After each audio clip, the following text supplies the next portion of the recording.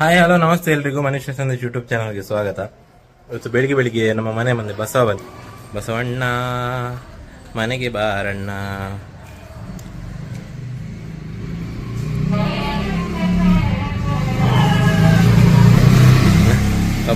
ಇಲ್ಲಿ ಈಗ ಬೆಳಿಗ್ಗೆ ಬೆಳಿಗ್ಗೆಗೆ ಚಿತ್ರಾನ್ನ ಮಾಡಿದ್ದಾಳೆ. ಚಿತ್ರಾನ್ನ ಇದು ಫಸ್ಟ್ ಟೈಮ್ ಸೆಕೆಂಡ್ ಟೈಮ್ ನೆನಪಿಲ್ಲ ನನಗೆ.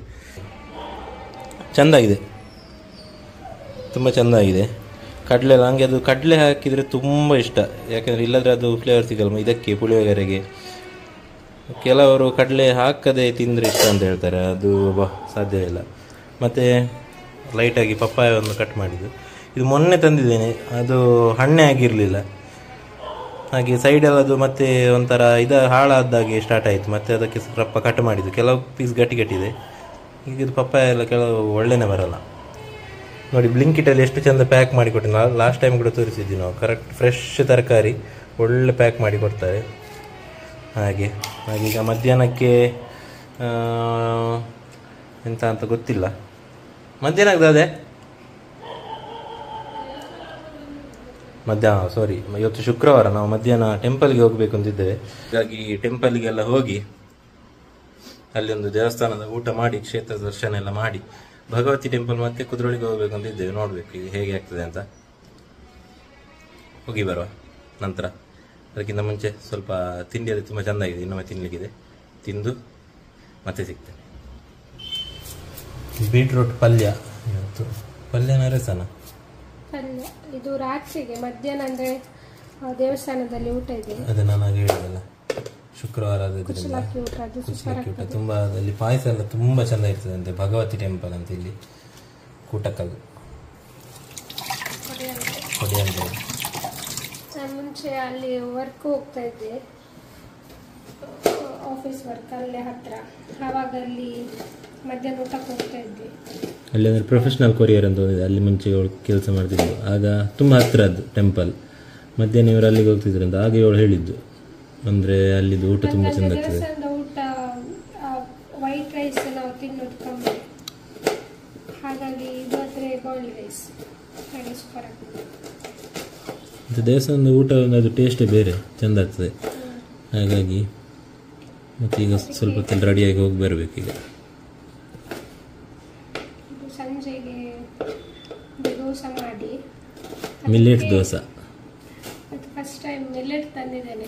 ನನಗೆ ಲಾಸ್ಟ್ ಟೈಮ್ ಕೂಡ ಕೆಲವರು ಕಮೆಂಟ್ ಹಾಕಿದ್ರು, ಬಟ್ ನಾನು ಟ್ರೈ ಮಾಡಿರಲಿಲ್ಲ. ನನಗಂದರೆ ಹೊಸತ್ತು ಯಾವುದು ಟ್ರೈ ಮಾಡಿದರೆ ಸೆಟ್ ಆಗಲ್ಲ. ಹಾಗೆ ನಾನು ರೈಸೇ ಸ್ವಲ್ಪ ಕಮ್ಮಿ ಕ್ವಾಂಟಿಟಿಯಲ್ಲಿ ತಿಂತಾ ಇದ್ದೆ. ಬಟ್ ಇವತ್ತು ಫಸ್ಟ್ ಟೈಮ್ ಟ್ರೈ ಮಾಡ್ತಾ ಇದ್ದೇನೆ, ನೋಡುವ. ಅಂದರೆ ಡೈಲಿ ಅದೇ ಒಂದೇ ರೀತಿ ತಿನ್ನಲಿಕ್ಕೂ ಸ್ವಲ್ಪ ಕಷ್ಟ. ಸೊ ಏನಾದರೂ ಚೇಂಜ್ ಮಾಡಿ ಏನಾದರೂ ಮಾಡಬೇಕು. ಅದೆಂತಾಗ್ತದೆ ಅಂದರೆ, ಇದು ಕೆಲವರಿಗೆ ಗೊತ್ತಿರ್ಬೋದು, ಅಂದರೆ ಒಂದ್ಸಲ ನಾವು ನಮ್ಮ ಫುಡ್ ಚೇಂಜ್ ಮಾಡಿದರೆ, ಒಂದು ವಾರ ಅದೇ ಬೇರೆ ಏನಾದರೂ ತಿಂದರೆ ಅದು ನೆಕ್ಸ್ಟ್ ನಮಗೆ ಮತ್ತೆ ತಿನ್ನಲಿಕ್ಕೆ ಇಷ್ಟ ಆಗಲ್ಲ. ಅಂದರೆ ಅದು ಮುಖ ಸೆಟ್ತದೆ, ತಿಂದು ಅನಿಸ್ತದೆ. ಮತ್ತೆ ನಮಗೆ ಅದು ಯಾವಾಗಲೂ ಫುಡ್ ಇಷ್ಟ ಆಗಲ್ಲ ಆ ಥರ. ಅದಕ್ಕೆ ನಾನು ಇವಾಗ ಸಣ್ಣ ಆಗಲಿಕ್ಕೆ ಕೂಡ ಯಾವುದು ಸ್ಪೆಷಲ್ ಡಯಟ್ ಅದೆಲ್ಲ ಎಂತ ಮಾಡಲ್ಲ. ಕ್ವಾಂಟಿಟಿ ಸ್ವಲ್ಪ ಕಮ್ಮಿ ಮಾಡಿ ಸ್ವಲ್ಪ ಚೇಂಜಸ್ ಮಾಡಿದರೆ ನಿಧಾನವಾಗಿ ವೆಯ್ಟ್ ಲಾಸ್ ಆಗುವಾಗ. ಯಾಕಂದರೆ ನಾವು ಊಟ ಬಿಟ್ಟು ಅಥವಾ ಫುಲ್ ನಮ್ಮದು ಫುಡ್ ಸ್ಟೈಲನ್ನೇ ಚೇಂಜ್ ಮಾಡಿದರೆ ಅದು ಸ್ವಲ್ಪ ಟೈಮ್ ನಮಗೆ ಆಗ್ಬೋದು, ಬಟ್ ಮತ್ತೆ ವಾಪಸ್ ನಾವು ವೆಯ್ಟ್ ಗೇನ್ ಆಗ್ತೇವೆ. ಯಾಕಂದರೆ ಇದಕ್ಕಿಂತ ಮುಂಚೆ ಕೂಡ ನಾನು ಇಂಟರ್ಮಿಟೆಂಟ್ ಫಾಸ್ಟಿಂಗ್ ಎಲ್ಲ ಮಾಡ್ತಾರೆ, ಸೊ ಅದೆಲ್ಲ ಮಾಡಿದ್ದೆ. ಆವಾಗ ಸಣ್ಣ ಆಗಿದ್ದೆ ಪ್ರೆಗ್ನೆಂಟಿಗಿಂತ ಮುಂಚೆ. ಬಟ್ ಅದು ನೆಕ್ಸ್ಟ್ ಯಾವಾಗ ಸಫರ್ ಆಗಿ ಮತ್ತೆ ವಾಪಸ್ ಸ್ವಲ್ಪ ಚೇಂಜಸ್ ಆದರೂ ಕೂಡ ಮತ್ತೆ ವೆಯ್ಟ್ ಬೇಗ ಗೇನ್ ಆಗ್ತದೆ. ಹಾಗಾಗಿ ನಮ್ಮ ಫುಡ್ಡನ್ನೇ ಮೇಂಟೈನ್ ಮಾಡ್ತಾ ಹೋದರೆ ಅದು ನಮಗೆ ಲೈಫ್ ಲಾಂಗ್ ಅದೇ ಥರ ಮ್ಯಾನೇಜ್ ಮಾಡ್ಬೋದು. ಯಾಕಂದರೆ ಕೆಲವು ಫ್ಯಾನ್ಸಿ ಫುಡ್ ಎಲ್ಲ ನಿಮಗೆ ಕಂಟಿನ್ಯೂ ತಿನ್ನಲಿಕ್ಕೆ ಆಗಲ್ಲ. ಕೆಲವು ಬ್ರೆಡ್ ಆಮ್ಲೆಟ್ ಆ ಥರ ಎಲ್ಲ ಮಾರ್ನಿಂಗ್ ಬ್ರೇಕ್ಫಾಸ್ಟ್ ಕೆಲವರು ತಿಂತಾರೆ. ಅದು ಸ್ವಲ್ಪ ದಿವಸ ತಿನ್ಬೋದು, ಒಂದು ವಾರ ಎಲ್ಲ ಮಾಡ್ಬೋದು. ನಮಗೆಲ್ಲ ಸ್ವಲ್ಪ ಕಷ್ಟ ಅದು ಮತ್ತೆ ವಾಪಸ್ ನಾವು ಅದು ಇಷ್ಟ ಆಗಿಲ್ಲ ಅಂತ ವಾಪಸ್ ಮತ್ತೆ ಚೇಂಜ್ ಮಾಡ್ತೇವೆ, ಪುನಃ ಡಿಫ್ರೆನ್ಸ್ ಬರ್ತದೆ ವೇಟ್. ಅದಕ್ಕೆ ತಿನ್ನುವ ಕ್ವಾಂಟಿಟಿಯನ್ನೇ ಸ್ವಲ್ಪ ಕಮ್ಮಿ ಮಾಡ್ತಾ ಹೋದ್ರೆ ವೆಯ್ಟ್ ಲಾಸ್ ಆಗುತ್ತೆ, ಯಾಕಂದರೆ ನಂದು ಆಲ್ರೆಡಿ 2 kg ಕಮ್ಮಿ ಆಗಿದೆ. ಸೊ ಹಾಗೆ ನಿಧಾನವಾಗಿ ಹೋಗಲಿ ಅಂತ. ಅದೇ, ಆದರೆ ಎಕ್ಸಸೈಸ್ ಎಲ್ಲ ಮಾಡಬೇಕು ಮನೆಯಲ್ಲಿ, ವಾಕಿಂಗ್ ಅದೆಲ್ಲ ಮಾಡಿದರೆ ಒಳ್ಳೆ ರಿಸಲ್ಟ್ ಸಿಗ್ತದೆ. ಸ್ವಲ್ಪ ಸ್ವಲ್ಪ ತಿಂದು ಮತ್ತೆ ಪಾಪುನ ಇಟ್ಕೊಂಡು ಒಂದೇ ಸಲ ಎಲ್ಲ ಮಾಡ್ತೇನೆ ಅಂತ ಹೇಳಿದ್ರು ಆಗಲ್ಲ, ಕಷ್ಟ, ಎಲ್ಲ ಮ್ಯಾನೇಜ್ ಮಾಡಬೇಕಾಗುತ್ತೆ. ಯಾಕಂದ್ರೆ ಮಕ್ಕಳ ಮೂಡು ಒಂದೊಂದು ಟೈಮ್ ಒಂದೊಂದು ಹಿಡಿದಿರ್ತದೆ. ಒಮ್ಮೊಮ್ಮೆ ನಾವು ಕೂಡ ಫುಲ್ ನಮ್ದು ಕೂಡ ಮೂಡ್ ಚೇಂಜ್ ಇರ್ತದೆ. ಇವತ್ತು ಒಂದು ಎಕ್ಸೈಟ್ಮೆಂಟ್ ಇರ್ತದೆ, ಅದು ಮಾಡು ಇದು ಮಾಡುವ ಅಂತ. ನೆಕ್ಸ್ಟ್ ದಿವಸ ಕೆಲವೊಮ್ಮೆ ಪಾಪುವಿಗೆ ಹುಷಾರಿರಲ್ಲ, ನಾವು ಸೆಟ್ ಆಗುವಾಗ ಪಾಪು 1 ವಾರ ಹುಷಾರಿರಲ್ಲ. ಸೊ ಈ ಥರ ಎಲ್ಲ ಇರುತ್ತೆ. ಈಗಿನ ವೆದರ್ಗೆ ಪದೇ ಪದೇ ಅದೇ ಮಕ್ಕಳದ್ದೇ ಹುಷಾರಿರೋದು ಅದೇ ಸಮಸ್ಯೆ. ಮತ್ತೆ ಮನೆಯಲ್ಲಿ ಯಾರಾದರೂ ಇದ್ರೆ ಎಲ್ಲ ಕೆಲವರಿಗೆ ಸ್ವಲ್ಪ ಬ್ಯಾಲೆನ್ಸ್ ಆಗ್ತದೆ. ಸೊ ನಾವೇ ಮಾಡಿಕೊಂಡು ಹೋಗುವಾಗ ಅಡ್ಜಸ್ಟ್ ಮಾಡ್ಕೊಂಡು ಹೋಗ್ಬೇಕಾಗ್ತದೆ ಎಲ್ಲ.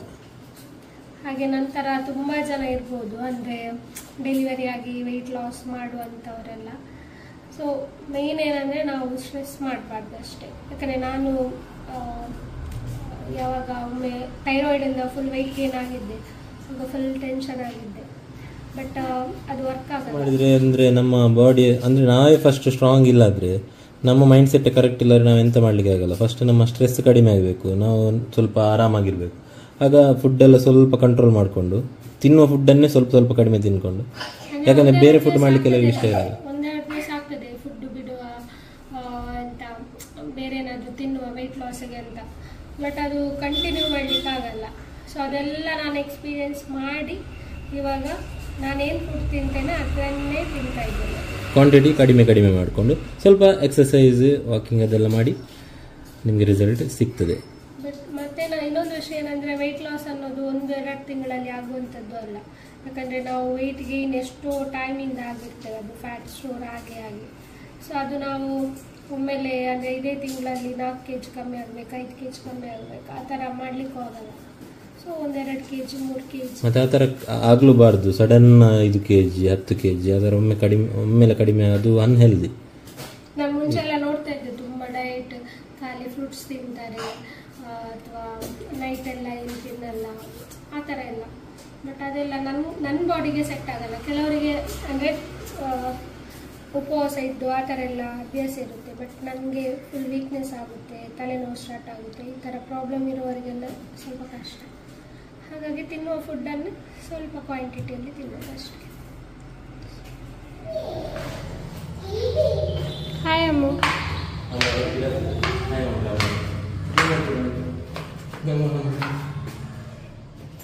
ಹಾಯ್ ದೂರ ಹೋಗ್ಬನ್ನಿದೆ ಟಾಟನೇ ದೇವಸ್ಥಾನಕ್ಕೆ ಜೋಜನಡೆ ಸ್ವಾಮಿ ಜೋಜನಡೆ ಸ್ವಾಮಿ ನಡೆನೇ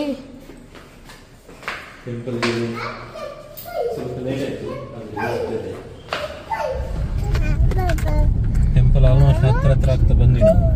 ತುಂಬ ದೂರ ಏನಿಲ್ಲ, ಇನ್ನೊಂದು 5 to 10 minutes ಅಷ್ಟೇ.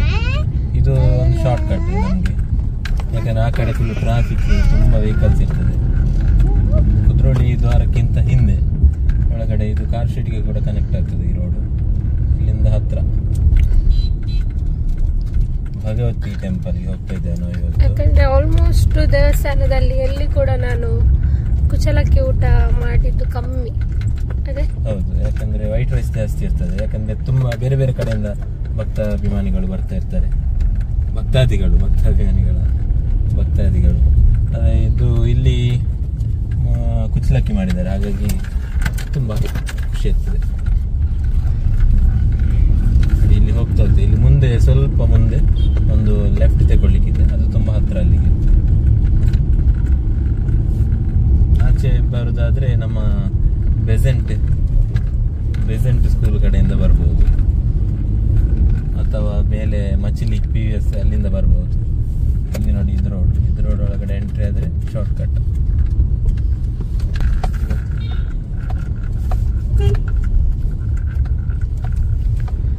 ನಾನು ಆ್ಯಕ್ಚುಲಿ ಈ ರೂಟಲ್ಲಿ ಹೋಗಲಿಲ್ಲ, ಯಾಕಂದರೆ ನಾನಲ್ಲಿ ಮದುವೆ ಮುಂಚೆ ಆಫೀಸಿಗೆ ಹೋಗ್ತಾ ಇದ್ದು ತುಂಬ ಕಂಜೆಸ್ಟೆಡ್. ಇಲ್ಲಿ ಅದೇ ನಾವು ಹೇಳಿದ್ವಲ್ಲ, ಅದೇ ಬಾಯ್ಲ್ಡ್ ರೈಸ್ ಕುಚಲಕ್ಕಿ ತುಂಬ ಚೆಂದ ಆಗ್ತದೆ. ಯಾಕಂದರೆ ತುಂಬ ರಶ್ ಈಗ ಕಡಿಮೆ ಆಯಿತು ನಾವು ಬರುವಾಗ.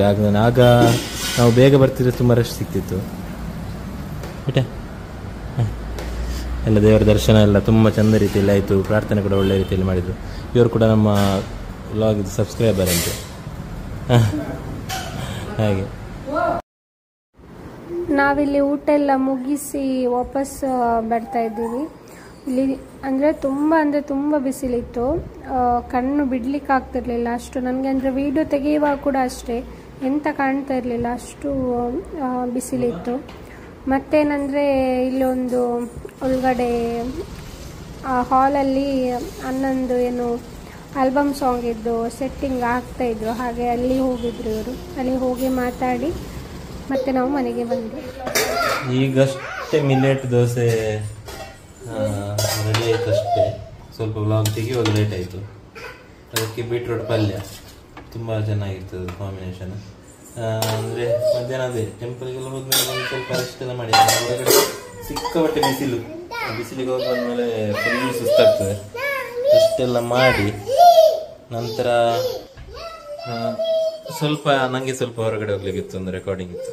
ಅದೆಲ್ಲ ಮುಗಿಸಿ ಈಗ ವಾಪಸ್ ಮನೆಗೆ ಬಂದು, ಇವತ್ತು ಶುಕ್ರವಾರ ಆಗಿರೋದ್ರಿಂದ ಈಗ ಭಜನೆ ಇದೆ.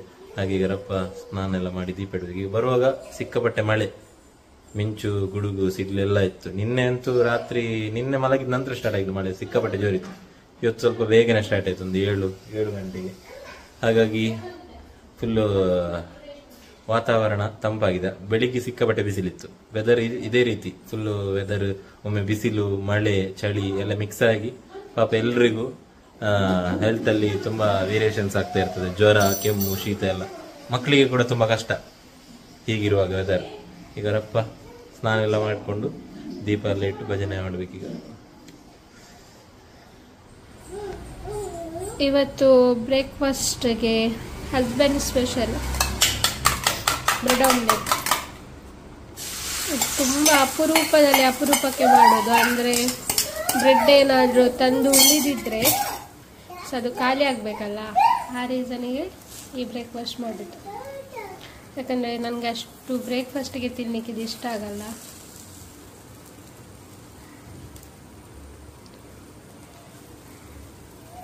ಇವರಿಗೆ ಎಗ್ ಐಟಮ್ ಮಾಡೋದಂದ್ರೆ ಇಷ್ಟ ಅಲ್ಲ, ಅವರಿಗೆ ತಿನ್ಲಿಕ್ಕೂ ಇಷ್ಟ. ಅದು ಬ್ರೆಡ್ ನಾವು ಅದಕ್ಕೆ ಸ್ವಲ್ಪ ಅದ್ದಿ ಉಲ್ಟಾಕ್ಬೇಕು. ಇದು ಬರ್ಲಿಲ್ಲ, ಸ್ವಲ್ಪ ಸ್ಮೂತ್ ಆಗಿದೆ ಬ್ರೆಡ್, ಅದು ಕಟ್ ಆಗ್ತದೆ ತೆಗಿಲಿಕ್ಕೆ. ಇದು ಕರೆಕ್ಟ್ ಆಯ್ತು. ಆಗ ಸ್ವಲ್ಪ ಇದರ ಮೇಲೆ ಚಂದ ಆಗ್ತದೆ ತಿನ್ಲಿಕ್ಕೆ.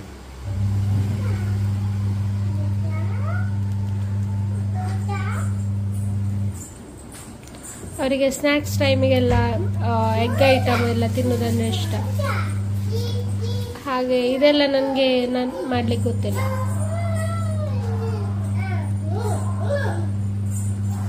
ಮತ್ತೆ ಎಗ್ಗಲ್ಲಿ ಎಲ್ಲ ಐಟಮ್ ನಂಗೆ ಇಷ್ಟ. ಬ್ರೆಡ್ ಆಮ್ಲೆಟ್ ಅಂತೂ ತುಂಬಾ ಇಷ್ಟ. ಇವಳು ನೋಡಿ, ಇದನ್ನು ನೋಡಿ, ದೋಸೆ ಹತ್ತು ಬಾಬು. ಆಮ್ಲೆಟ್ ತೆತ್ತಿದ ಆಮ್ಲೆಟ್ ಬಾಬು.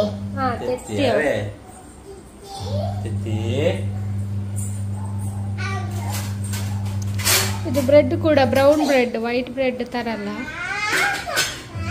ಅದು ಮೊನ್ನೆ ಸ್ನ್ಯಾಕ್ಸಿಗೆ ಅಂತ ತಂದದ್ದು. ಅದು ಚಿಕ್ಕ ಪ್ಯಾಕೆಟ್ ಇರಲಿಲ್ಲ, ಹಾಗೆ ತುಂಬ ಉಳಿಯಿತದು.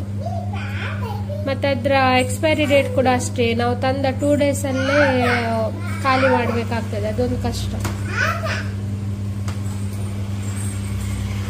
1 2 3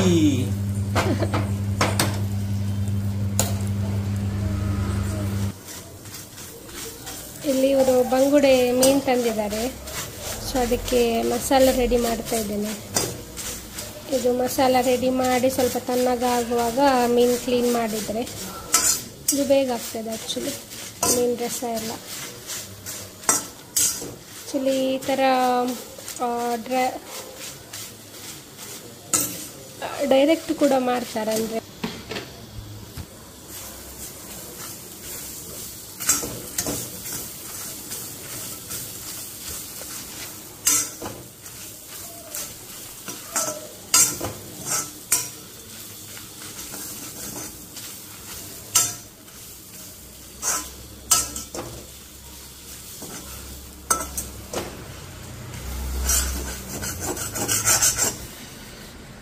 ಫುಲ್ ಪಾತ್ರೆ ಫುಲ್ ರಾಶಿ ಬಿದ್ದಿದೆ. ಒಮ್ಮೆ ಅಡಿಗೆ ಆದರೆ ಫುಲ್ಲು ರಾಶಿ ಬಿದ್ದಿರ್ತದೆ. ಆ್ಯಕ್ಚುಲಿ ನಾನು ಅವಾಗ ಮೇನ್ ರೆಸಿಪಿ ಮಾಡ್ತಾ ಇದ್ದೆ, ಶೂಟ್ ಮಾಡ್ತಾ ಇದ್ದೆ. ಆವಾಗಲೇ ಜೋರು ಹೊಟ್ಟೆ ನೋವು ಸ್ಟಾರ್ಟ್ ಆಯಿತು. ಒಂದು 2 ವೀಕ್ಸಿಂದ ತುಂಬ ಗ್ಯಾಸ್ಟ್ರಿಕ್ ಪ್ರಾಬ್ಲಮ್. ಅಂದರೆ ಒಮ್ಮೆ ನಿಲ್ತದೆ ಮತ್ತು ವಾಪಸ್ ಸ್ಟಾರ್ಟ್ ಆಗ್ತದೆ ಹೊಟ್ಟೆ ನೋವು ಮತ್ತು ಫುಲ್ ಎಸಿಡಿಟಿ ಥರ ಎಲ್ಲ. ಹಾಗೆ ಮತ್ತೆ ಒಮ್ಮೆ ಮಧ್ಯಾಹ್ನ ಹೋಗುವಂತ ಹೊರಟ್ವಿ. ಅದಕ್ಕಿಂತ ಮುಂಚೆ ಇವರು ಒಂದು ಹೋಮಸತ್ವ ಇತ್ತು, ಅದು ಕೊಟ್ಟರು. ಮತ್ತೆ ವಾಪಸ್ ಹೋದರೆ ಅದು ಮೆಡಿಸಿನ್ ಎಲ್ಲ ಕೊಟ್ಟರೆ ಅಂತ ಅದರಲ್ಲೇ ಸುಧಾರಿಸಿದ್ದು. ಮತ್ತೆ ಸ್ವಲ್ಪ ಇದು ತಿಂದೆ, ಕಲ್ಲಂಗಡಿ. ಅದು ಸ್ವಲ್ಪ ಹೊಟ್ಟೆ ಎಲ್ಲ ಸ್ವಲ್ಪ ಕ್ಲೀನ್ ಆಯಿತು. ಇವಾಗ ಓಕೆ.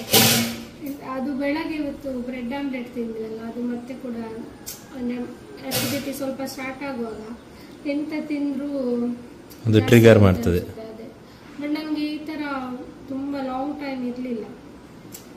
ಒಮ್ಮೆ ಹೊಟ್ಟೆ ನೋವು ಬಂದು ಹೋದರೆ ಕಷಾಯ ಎಂತಾದರೂ ಕುಡಿದ್ರೆ ಮತ್ತೆ ಹೋಗ್ತಾ ಇತ್ತು. ಮತ್ತಂತೂ ಒಮ್ಮೆ ಫುಲ್ ನೋವು ಜಾಸ್ತಿ ಆಯಿತು, ಅಂದರೆ ಅದೇ ಫುಲ್ ಜೋರಾಯಿತು.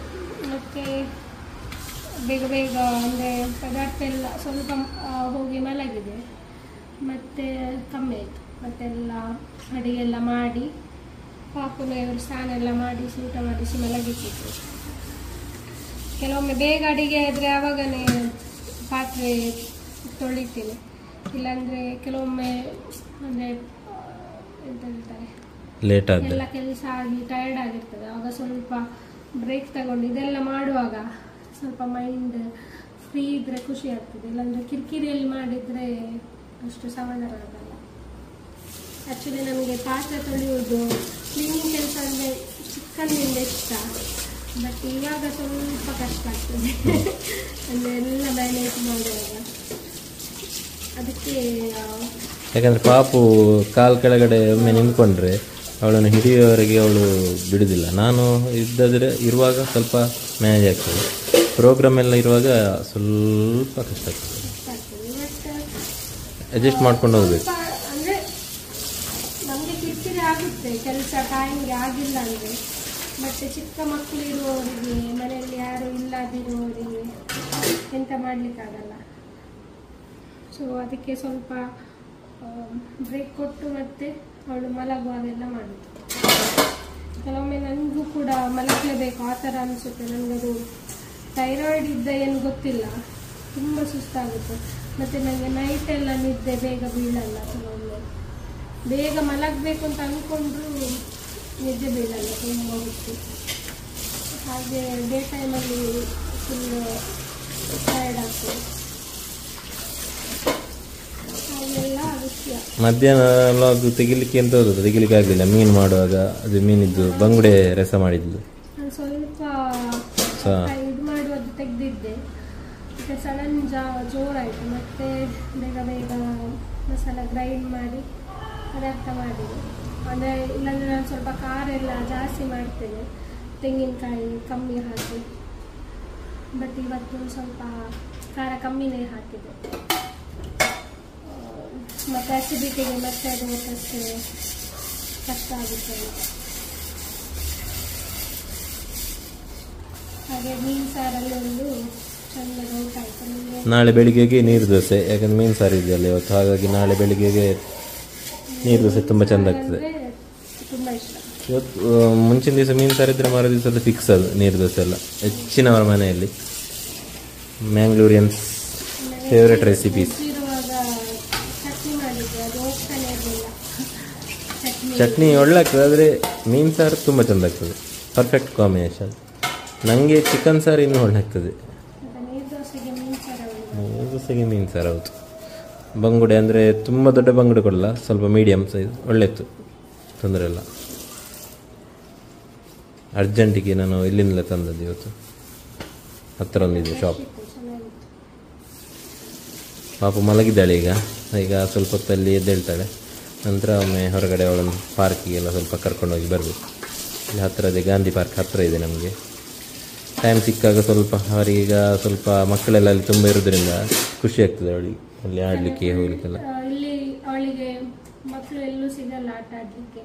ಮನೆ ಒಳಗಡೆನೆ ಇರ್ತಾಳೆ. ಒಳಗಡೆನೆ ಇದ್ರೂ ಕೂಡ ಅವರಿಗೆ ಒಂದು ಲೋನ್ಲಿ ಫೀಲ್ ಆಗ್ತದೆ. ಇವ್ರು ಇರುವಾಗೆಲ್ಲ ಕರ್ಕೊಂಡು ಹೋಗ್ತಾರೆ ಅವ್ರು. ಹಾಗೆ ನೋಡುವ. ಮತ್ತು ಇವತ್ತು ಎಂಥದ್ದು ಕಹಾಳೆ ಅಂತ ಏನೋ ಒಂದು ಇಲ್ಲಿ ನಡೀತದೆ, ಇಲ್ಲೂ ಸುಲ್ತಾನ್ ಬತ್ತೇರಿ ಹತ್ರ. ಎಂತ ಅಂತ ಗೊತ್ತಿಲ್ಲ, ವಿಸಿಟ್ ಮಾಡಿ ಬರಬೇಕು, ನೋಡಿ ಬರಬೇಕು ಎಂತ ಅಂತ. ಎಸ್, ಈಗ ಇವರದ್ದು ಮೇಡಮ್ದು ಪಾತ್ರೆ ತೊಳೆದಾಗಲಿ, ನಂತರ ಪಾಪ ಎದ್ದ ಮೇಲೆ ನಾವು ಹೊರಗೆ ಹೋಗುವಾಗ ಸಿಗುವ.